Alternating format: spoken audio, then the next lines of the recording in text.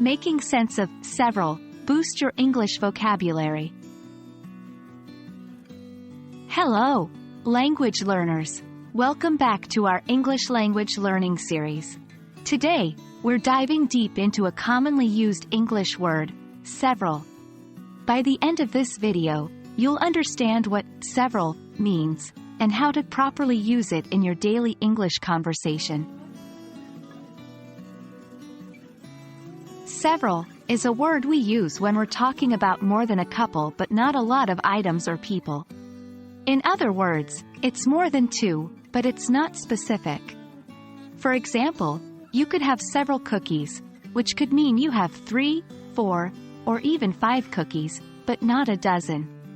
Remember, the word several is used with countable nouns. These are things you can count, like apples, chairs, or dogs. We wouldn't use several with uncountable nouns, like water or information. Now, let's look at how to use several in sentences. Several can be used in all kinds of sentences: positive, negative, and questions. Here are some examples. 1. Positive sentence: I've visited several countries in Europe. 2. Negative sentence: there are several tasks that I haven't finished yet. 3. Question: do you have several minutes to discuss this? Note how in each example, several refers to an unspecified quantity more than two but not a lot. You might wonder, what's the difference between several, a few, and a couple of? The main difference is in the quantity they imply.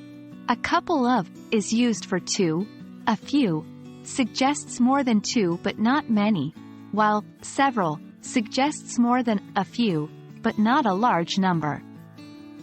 To illustrate, if you say, I have a couple of apples, you're saying you have 2 apples. If you say, I have a few apples, it could mean you have 3 or 4 apples.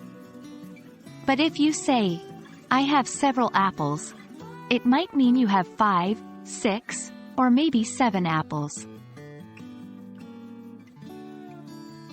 Understanding and using words like several correctly can significantly improve your English vocabulary and communication skills. Remember, several refers to an unspecified number more than 2 but not many, and it's used with countable nouns. Don't forget to practice using several in your daily conversations. We hope this video has been helpful, and we're looking forward to helping you navigate your next English language learning journey. Until next time, keep practicing, and happy learning!